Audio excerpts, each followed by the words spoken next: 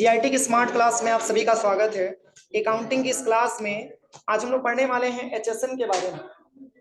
देखिए, जीएसटी में अगर हम एचएसएन कोड के बारे में बात करें तो एचएसएन कोड का मतलब होता क्या है। देखिए, एक प्रकार का एचएसएन कोड के बारे में हम बात करें तो जीएसटी के अंतर्गत जो भी हम किसी गुड्स को सेल करते हैं, ठीक है, तो उसमें हमको क्या होता है, या तो सेल करते हैं या परचेज करते हैं, सारे गुड्स का क्या होता है, एक एचएसएन कोड मिलता है। एचएसएन कोड मिलता है और एचएसएन का पूरा नाम यहाँ पे लिखा भी है। सबसे पहले देखिए, यहाँ पे एचएसएन का पूरा नाम यहाँ पे मैंने मेंशन करके बनाया भी है।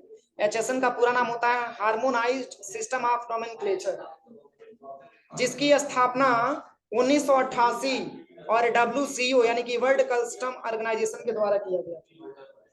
और ये 5000 ग्रुप्स होंगे, 5000 गुड्स होंगे। उसके ग्रुप्स पे लिखा हुआ है 5000 ग्रुप्स ऑफ गुड्स, मतलब 5000 गुड्स के जो ग्रुप होंगे उस पे एचएसएन कोड अप्लाई किया जाता है। जैसे हर एक आइटम का क्या होता है, जैसे कि मान के चलिए कि कीबोर्ड भी एक आइटम है, कीबोर्ड एक आइटम है, लेकिन कीबोर्ड आपका एचपी कंपनी का भी हो सकता है, जेब्रॉनिक्स कंपनी का भी हो सकता है, डेल कंपनी का भी हो सकता है, लेनोवो कंपनी का भी हो सकता है। ऐसे तमाम प्रकार की कंपनियों का आपका क्या होता है, कीबोर्ड आता है। तो गुड्स तो एक ही है, ओनली कीबोर्ड। ग्रुप्स तो एक ही बनेगा ना, एक ही ग्रुप हम बोल सकते हैं कीबोर्ड का ग्रुप, लेकिन उसका नाम क्या है, अलग अलग। ये जो है मान के चलिए कि जो है डेल कंपनी का है, या एसर कंपनी का है, या जेब्रॉनिक्स कंपनी का है, या इंटेक्स कंपनी का, ऐसे तमाम प्रकार की कंपनियों का कीबोर्ड आता है। तो आप इतना समझिए कि जो भी हमारे आइटम होते हैं, जो भी हमारे गुड्स होते हैं, उस गुड्स पे लगता है आपका एचएसएन कोड। क्या लगता है, एचएसएन कोड लगता है। वही इसके बारे में यहाँ पे दिया हुआ है, एचएसएन के बारे में यहाँ पे दिया है कि यहाँ पे जो गुड्स, मतलब जो गुड्स पे लगता है उसको हम एचएसएन बोलते हैं, और गुड्स पे एक प्रकार का एचएसएन कोड अप्लाई होता है। और किसके लिए क्या कोड होता है, तो देखिए इसमें लिखा भी है, in GST regime each invoice will have to mention HSN code for each item sold और SSC code of each service provided. मतलब बताया जा रहा है कि जो एचएसएन कोड आपका अप्लाई होता है वो गुड्स पे अप्लाई होता है, और जो एसएससी कोड भी होता है, यस एसी कोड भी होता है, जिसको सर्विस अकाउंटिंग कोड के नाम से जाना जाता है। अगर किसी गुड्स या अगर किसी गुड्स को सेल या परचेज हम करेंगे तो उस पर जो है एचएसएन कोड अप्लाई होता है। समझ में आ रहा है ना। और वही किसी सर्विस को सेल या परचेज करेंगे तो उस केस में एसएससी कोड लगा होता है, जिसको हम सर्विस अकाउंटिंग कोड के नाम से जानते हैं। दोनों में अंतर समझ में आ रहा है ना। अगर किसी गुड्स को सेल या परचेज करेंगे तो एचएसएन कोड, और किसी सर्विस को सेल या परचेज करेंगे तो एसएससी कोड लगता है। और कह रहा है कि एचएसएन का मतलब होता है harmonised system of nomenclature is a multipurpose international product nomenclature developed by the world custom organisation. यानी कि एक प्रकार का ये ऐसा कोड होता है जो मल्टीपर्पज इंटरनेशनल प्रोडक्ट के माध्यम से ये जुड़ा होता है, और जिसको डेवलप किया गया किसके माध्यम से, डब्ल्यूसीओ यानी कि वर्ल्ड कस्टम ऑर्गेनाइजेशन के माध्यम से इसको ऑर्गेनाइज किया गया है, डेवलप किया गया। और कह रहा है कि इन इंडिया, भारत में HSN code is currently used under excise customs and state value added tax VAT laws, and it is now also provided to be used under goods and service tax GST. मतलब इसको जो है अभी हाल ही में वो भी टैक्स के अंतर्गत इसको शामिल किया गया है, किसको, एचएसएन को, जो जीएसटी के अंतर्गत लगता है और एक प्रकार के टैक्स के अंतर्गत इसको लगाया जाता है। और कह रहा है कि for classification of product goods, जिसका क्लासिफिकेशन हम करते हैं किसी गुड्स या प्रोडक्ट के लिए। और कह रहा है कि it include around 5000 commodity groups, जिसका ग्रुप्स हो जाएगा आपका 5000 ग्रुप्स के अंतर्गत जो है इसको एचएसएन कोड लगाया जाता है। और यहाँ पे लिखा है it's recognised by a 6 digit code, इसको हम पहचान सकते हैं 6 डिजिट के कोड के माध्यम से। इसमें 6 डिजिट होता है, 6 नंबर होता है, जिसको हम एचएसएन कोड के नाम से जानते हैं। और कह रहा है कि organise a legal and logical structure and supported by well defined rules to achieve uniform classification. The system is used by more than 100 countries and economies as basics of their custom tariffs and for the collection of international trade statistics। मतलब अभी तक ये बताया जा रहा है कि 200 देशों में इसका सबसे ज्यादा प्रचलन है। आर्थिक में अगर देखा जाए तो जो भी इकोनॉमिक्स होते हैं हमारे, कस्टम होते हैं जो भी हमारे, इसमें सबसे ज्यादा इसका प्रयोग हो रहा है, हमारे एचएसएन कोड का प्रयोग हो रहा है, जो मात्र 6 डिजिट का होता है, 6 अंक का होता है। और यहाँ पे लिखा भी है more than 90% of the merchandise and international trade is arrange in term of the HSN. मतलब ऐसे बहुत सारे ऐसे हमारे जो 90% ऐसे मर्चेंट हैं, मर्चेंट मतलब व्यापारी हैं जो ऑलरेडी पहले से यानी कि HSN कोड का प्रयोग करते हैं। लेकिन HSN होता क्या है ये तो मैंने आपको बता दिया, लेकिन कब 2 डिजिट का होता है, कब 4 डिजिट का होता है, कब 8 डिजिट का होता है। तो यहाँ पे पहला आपका दिया हुआ है important point for HSN under GST। यहाँ पे पहला पॉइंट लिखा है 2 digit HSN code for goods, मतलब 2 अंक लगेगा तो वो किस गुड्स के लिए लगेगा। तो देखिए यहाँ पे लिखा है the tax payer with turnover between RS 1.5 crore and 5 crore in the president financial year. मतलब एक फाइनेंशियल ईयर में कोई ऐसा बिजनेसमैन है, कोई ऐसा डीलर है जो 1.5 करोड़ या 5 करोड़ के अंतर्गत अगर वो सेल करता है, अपना डील करता है, तो इसके लिए 2 डिजिट का कोड हम अप्लाई करते हैं। ठीक है, और यहाँ पे लिखा भी है need to specify HSN code only 8 2 digit chapter level on the optional exercise for the first year of GST operation. From the second year of goods and service tax mechanism specified 2 digit part level HSN code will be compulsory for all taxable individual with turnover between 15 crore and 5 crore in the previous financial year. यहाँ पे गलत दिया है, 1.5 होना चाहिए ना, 1.5 करोड़ या 5 करोड़ के बीच में अगर कोई ऐसा है जिसका एक फाइनेंशियल ईयर में टर्नओवर है, तो उसके लिए 2 डिजिट का HSN कोड जनरेट किया जाता है। वो भी किसके लिए? गुड्स के लिए। सर्विस के लिए क्या लगता है? सर्विस अकाउंटिंग कोड, जिसको SSC के नाम से जानते हैं। अब चलिए 4 डिजिट किसके लिए होता है? तो कह रहा है कि HSN code of 4 digit will be mandatory for taxpayer having turnover more than 5 crore in the precedent financial year। मतलब कोई ऐसा जो है डीलर है जिसका टर्नओवर ज्यादा से ज्यादा 5 करोड़ से ज्यादा हो, उसके लिए कितने डिजिट का? 4 डिजिट का HSN कोड अप्लाई होता है। ठीक है, उसके लिए मैंडेटरी होता है। और कह रहा है कि turnover will be concerned on the basis of taxpayer self declaration for the first year after completing the first year under GST. The turnover for the previous year will be considered for determining the use of 4 digit HSN code। मतलब यहाँ पे दिया हुआ है 4 digit का code उसी के लिए अप्लाई होता है जो 5 से ऊपर का टर्नओवर करता है। 10 करोड़ होगा तो उसके लिए कितना HSN कोड मिलेगा? 4 ही मिलेगा। 15 करोड़ होगा तो भी HSN में उसको 4 ही मिलेगा। ठीक है, इसमें बताया जा रहा है। और कह रहा है कि 8 डिजिट किसके लिए होता है? देखिए HSN 8 डिजिट का भी होता है, लेकिन यहाँ पे लिखा है HSN code of 8 digit mandatory in case of export and import of goods. मतलब अगर किसी गुड्स का इंपोर्ट का मतलब आयात और निर्यात करते हैं, ऐसे कोई व्यापारी हैं जो आयात निर्यात करते हैं, ठीक है, और उनके लिए मतलब मैंडेटरी होता है, आवश्यक होता है 8 डिजिट का क्या? HSN code. एक्सपोर्ट और इंपोर्ट वाला नाम सुने होंगे ना आप लोग, आयात और निर्यात। मतलब बहुत सारे ऐसे सामान है जो विदेशों से मंगवाया भी जाता है और अपनी अपनी कंट्री से दूसरे कंट्री में भेजा भी जाता है, दूसरे कंट्री से अपनी कंट्री में मंगवाया भी जाता है। तो ऐसे बिजनेसमैन है जो क्या करते हैं, ऐसे आयात निर्यात यानी इंपोर्ट हम एक्सपोर्ट करते हैं, तो इनके लिए 8 डिजिट का HSN कोड अप्लाई होता है।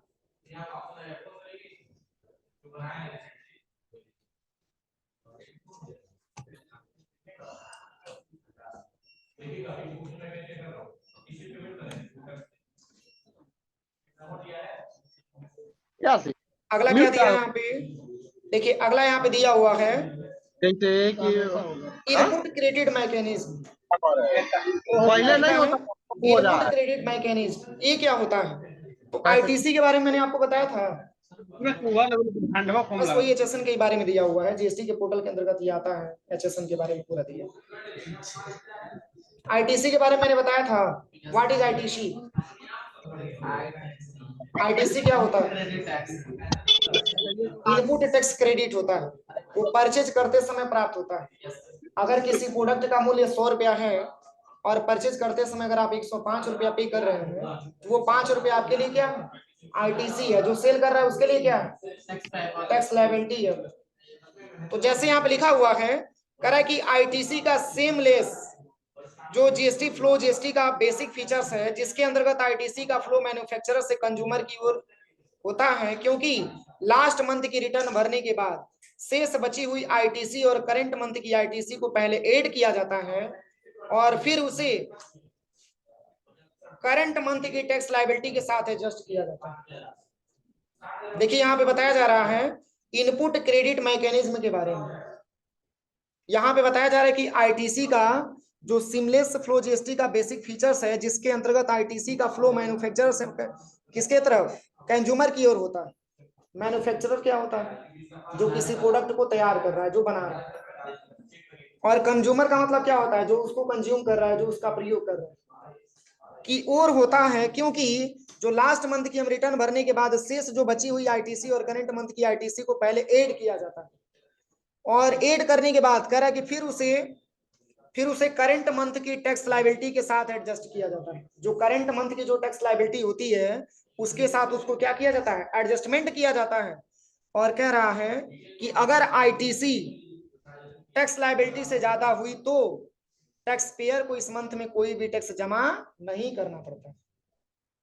यहाँ पे बताया जा रहा है कि अगर आईटीसी टैक्स लायबिलिटी से ज्यादा हुई तो टैक्स पेयर को इस मंथ में कोई टैक्स जमा नहीं करना पड़ता।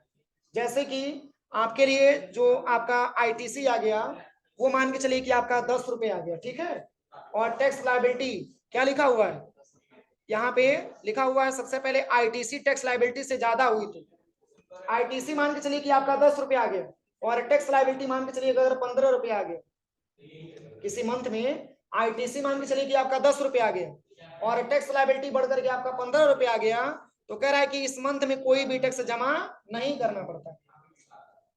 इतना आप समझिए कि आईटीसी से अगर टैक्स लायबिलिटी ज्यादा हुआ तो आपको टैक्स में कोई जमा नहीं करना पड़ता है, गवर्नमेंट को टैक्स आपको जमा नहीं करना पड़ता है। और कह रहा है कि और शेष बची हुई जो आईटीसी होती है वो अगले मंथ की टैक्स लायबिलिटी के साथ एडजस्ट किया जाता है। क्या कह रहा है, कह रहा है कि शेष बची हुई जो आईटीसी होती है वो अगले मंथ की टैक्स लायबिलिटी के साथ क्या कर दिया जाता है, एडजस्ट किया जाता है। जैसे कि मान के चलिए कि आपका टैक्स लायबिलिटी जो है ज्यादा है किसकी अपेक्षा, आईटीसी की अपेक्षा, तो उस मंथ में आपको कोई टैक्स जमा नहीं करना होता। लेकिन वही अगर टैक्स लायबिलिटी कम है और आईटीसी ज्यादा है, तो जितना आईटीसी ज्यादा होता है उसको कह रहा है कि नेक्स्ट मंथ हम उसको क्या करते हैं, एडजस्टमेंट करते हैं, किसमें, टैक्स लायबिलिटी में। देखिए यहाँ पे लिखा है, कह रहा है कि अगर टैक्स आईटीसी टैक्स लायबिलिटी से ज्यादा हुआ, अगर आईटीसी जो है टैक्स लायबिलिटी से अगर ज्यादा होता है,